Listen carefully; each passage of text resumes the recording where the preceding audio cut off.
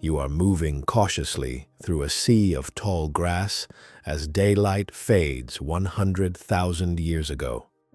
Somewhere behind you, the grass suddenly begins to rustle. You turn around and catch sight of two yellow eyes glowing in the final traces of sunlight. A massive cave lion is watching you from the shadows, nearly twice the size of any lion alive today.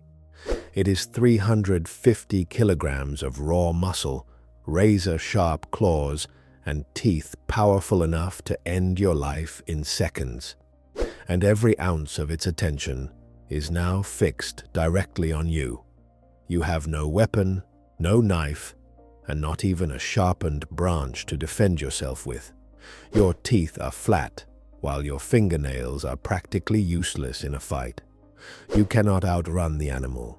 You cannot reach a tree before it catches you. And if you try to fight it with your bare hands, you have no realistic chance of surviving. So how are you alive today? How did your ancestors survive in a world where almost every powerful creature seemed perfectly designed to hunt and kill them? To understand that, we first need to meet the predators that once followed humans through the darkness. In 1924, anthropologist Raymond Dart uncovered an ancient skull in South Africa. It belonged to a young human ancestor who was only about 3 years old. Inside the skull's eye sockets were two puncture marks positioned almost perfectly apart. The spacing matched the fangs of a leopard. That child had not died because of an unfortunate accident. The child had been hunted. For millions of years, humans were not the fearless hunters standing at the top of the food chain. We were the prey, hiding in the grass and listening for footsteps beyond the firelight. The animals pursuing us were not dangerous merely by coincidence. Evolution had spent millions of years shaping them into specialized machines built to kill large mammals. Smilodon fatalis, the famous saber-toothed cat, carried enormous canine teeth that could grow up to 28 centimeters long. It weighed around 270 kilograms and was built less like an ordinary cat and more like a living armored vehicle. It usually did not waste energy chasing prey across open ground. Instead, it waited silently inside tall grass or near watering holes where thirsty animals were forced to approach. Then it exploded from cover at roughly 50 kilometers per hour. One carefully placed bite to the neck could finish the attack almost instantly.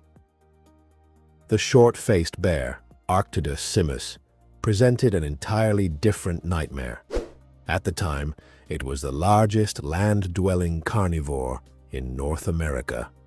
Standing upright, it could reach approximately 3.5 meters and weigh close to 900 kilograms. Its unusually long legs were built to carry that enormous body across great distances. Most modern bears are opportunistic feeders that survive on berries, fish, plants, and almost anything else they can find. This animal was different. Meat dominated its world, and despite its massive size, it may have been capable of reaching speeds of around 65 kilometers per hour. Cave hyenas hunted in coordinated groups that could contain 20 animals or more. Their jaws produced enough force to crush solid bone and expose the nutrient-rich marrow hidden inside. They often hunted after sunset, precisely when early humans could barely see what was approaching. Dire wolves traveled in packs that sometimes numbered around 30. Cave lions, approximately 25% larger than today's African lions, could also hunt together. Giant cheetahs added speed to this already terrifying world. In South America, enormous terror birds stood nearly 3 meters tall and carried beaks powerful enough to fracture a skull. Nearly everywhere our ancestors traveled, another animal was waiting for an opportunity to eat them. And compared with those predators, the human body appeared almost defenseless. Even chimpanzees, our closest living relatives, are roughly 3 times stronger than adult humans. They possess large canine teeth and can climb 9 meters into a tree within seconds. Yet leopards still kill chimpanzees regularly. Our ancestors were weaker than chimpanzees and slower when immediate danger appeared. Their nighttime vision was poor, and they could not detect a distant predator through smell the way many animals could.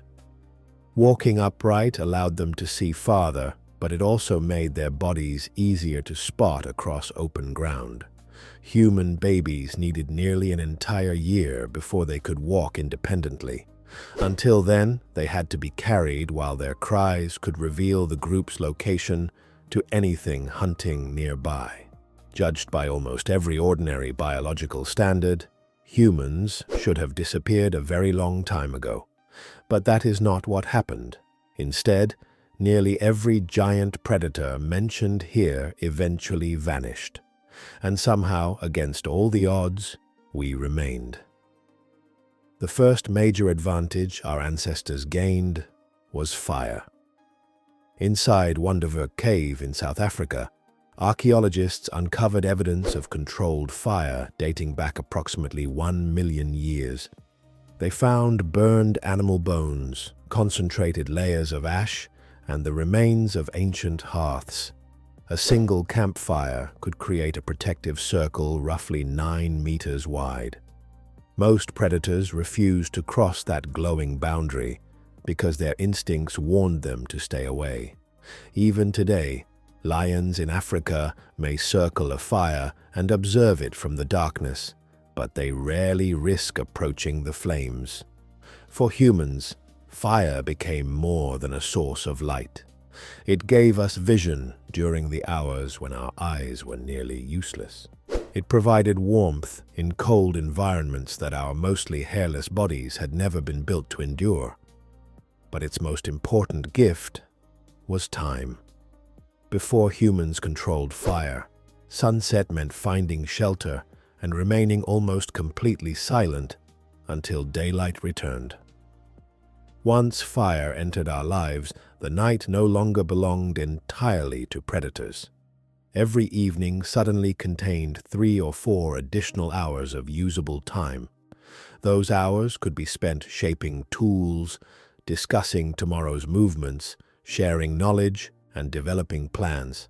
Fire also created another transformation that would permanently change the human body. It allowed us to cook. Cooked meat contains calories that are easier for the body to absorb and requires less energy to digest than raw food. That extra supply of energy helped our ancestors support increasingly larger brains.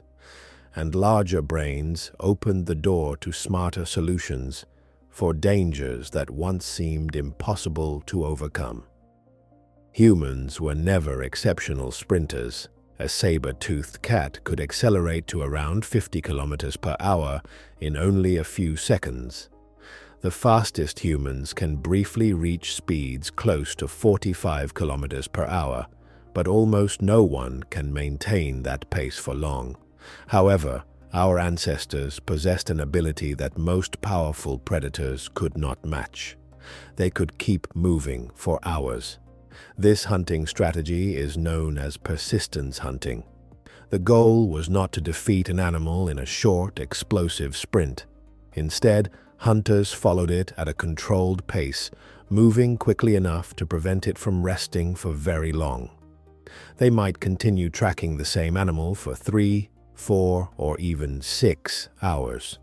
The animal would sprint away, stop to recover, begin overheating, and then be forced to run again as the humans approached. Most mammals cannot sweat across their entire bodies the way humans can. They also struggle to cool themselves efficiently while continuing to move. Eventually, the exhausted animal could collapse from heatstroke. The hunters could then walk toward it and deliver the final blow with a stone or another simple weapon. No other species on Earth developed this exact combination of endurance and cooling ability to the same degree. Our long legs helped us cover enormous distances while using relatively little energy. Sweat glands spread across our bodies allowed us to release heat as we moved. Our breathing rhythm was not permanently locked to every stride, giving us greater control during long pursuits. Together, these adaptations turned the human body into something resembling a slow but relentless engine. We did not need to catch an animal immediately. We only needed to continue following it long after its own body began to fail. That endurance transformed hunting from an almost impossible gamble into something human groups could accomplish repeatedly. But physical stamina was only one piece of the advantage. The human brain evolved to notice meaning inside details that other animals might ignore. A snapped branch could reveal that something large had recently passed through an area. Freshly disturbed soil might indicate that an animal had been digging or searching for food.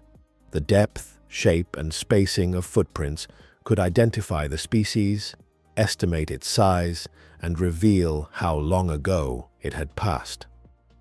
Gradually, humans began tracking dangerous predators with the same precision they used to follow prey.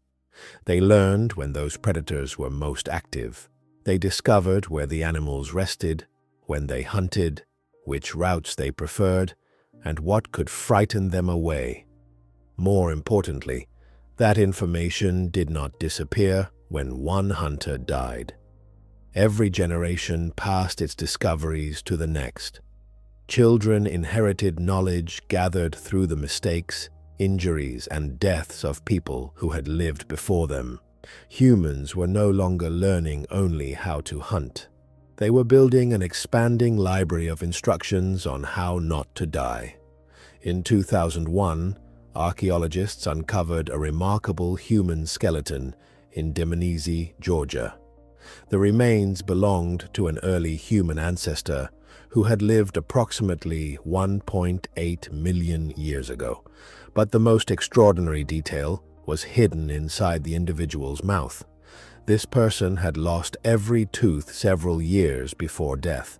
Without teeth, chewing tough meat or breaking down raw food would have been almost impossible. Yet this individual did not die immediately after becoming unable to eat without assistance. Instead, they survived for years. That means someone else must have taken responsibility for keeping them alive. Other members of the group may have chewed the food first before passing it to them. They might also have cooked it until it became soft enough to swallow without teeth. Whatever method they used, the evidence points toward the same conclusion. This person survived because other humans refused to abandon them. Predators rarely offer that kind of mercy. A lion that loses its teeth will eventually starve. A toothless human, however, could remain alive because the group stepped in to help. Another powerful example was discovered inside Shanidar Cave in Iraq. Archaeologists found the skeleton of a Neanderthal who lived around 60,000 years ago. His right arm had been severely underdeveloped since childhood. He was blind in his left eye and suffered from serious arthritis. Despite these conditions, he survived until approximately 40 years of age. He could not have hunted as effectively as the healthier members of his group. He probably could not defend himself well during a violent encounter with a predator. Even so, the people around him continued protecting, feeding, and supporting him.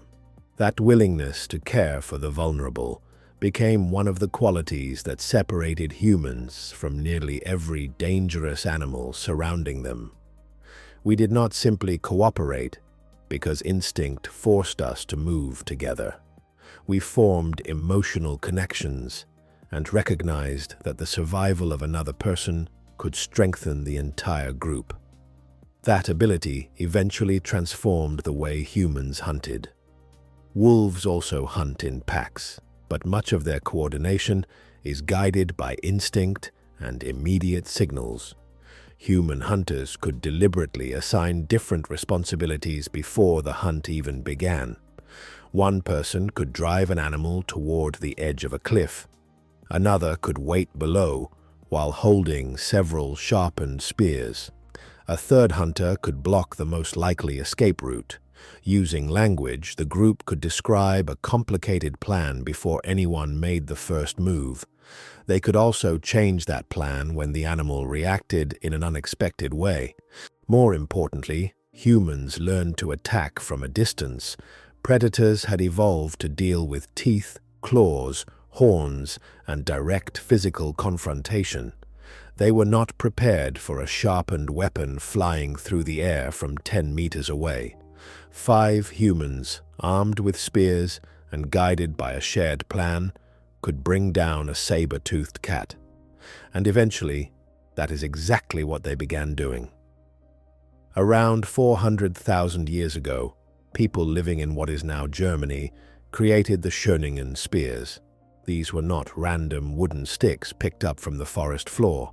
They were carefully shaped, sharpened, and balanced to move through the air with surprising accuracy.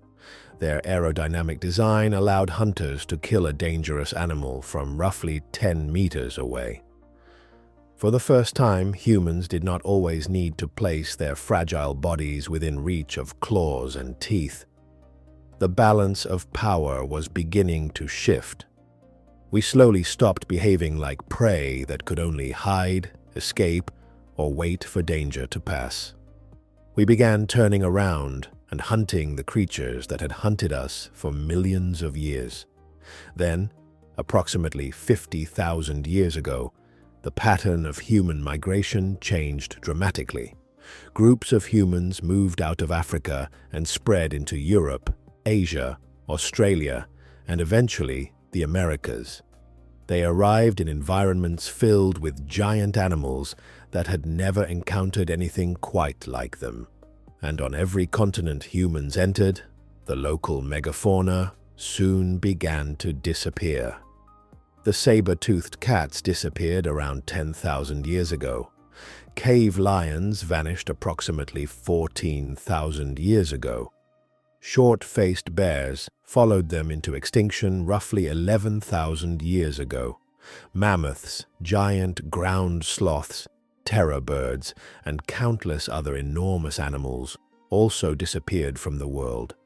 Scientists still debate exactly how much climate change contributed to these extinctions. Shifting temperatures, changing vegetation, and shrinking habitats almost certainly placed enormous pressure on many species. But one repeating pattern remains extremely difficult to ignore. Humans arrived on a new continent. Then, within only a few thousand years, many of its largest animals began to vanish. The same sequence unfolded again and again across different regions of the planet. We did not merely escape the predators that once considered us food.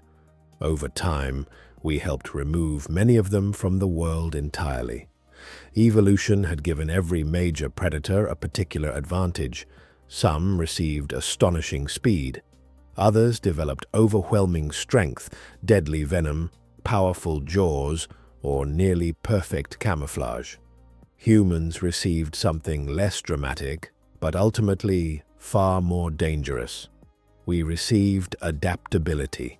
We could not outrun a short-faced bear, so we learned to attack it from a safe distance with stones and sharpened weapons. We could not produce a bite stronger than the crushing jaws of a cave hyena. So instead of confronting it alone, we surrounded it with a coordinated group of 10 people. We could not see through the darkness as clearly as a cave lion, so we used fire to transform the night into something resembling daylight. Every weakness in the human body forced our ancestors to create a new solution. Those solutions did not disappear after a single lifetime. They accumulated slowly across thousands of generations, like layers being added to an invisible weapon. For nearly 2 million years, humans lived as prey. We hid among trees, froze whenever shadows moved, and fled from sounds we could not identify. Parents watched helplessly as leopards carried away their children. In those moments, there was often absolutely nothing they could do, but humans possessed one ability that no predator could use in quite the same way. We could study our failures. We could remember what had gone wrong. We could explain those mistakes to other people, and most importantly, we could teach the next generation how to avoid repeating them. A predator could perfect its claws through evolution, but it could not gather children around a fire and explain how a hunt had failed. Humans could. Every injury became a warning. Every death became a lesson. Every successful defense became a strategy that could be copied, improved, and passed forward. Eventually, those lessons became tools, coordinated hunting plans, weapons, shelters, and entire systems of survival. None of our individual advantages seemed powerful enough to defeat the monsters surrounding us. But together, intelligence, endurance, cooperation, fire, language, and memory completely changed the balance of nature. The animals that once hunted us continued relying on the same instincts that had served them for countless generations. Meanwhile, humans kept learning, adjusting, and inventing. Slowly, the prey stopped running.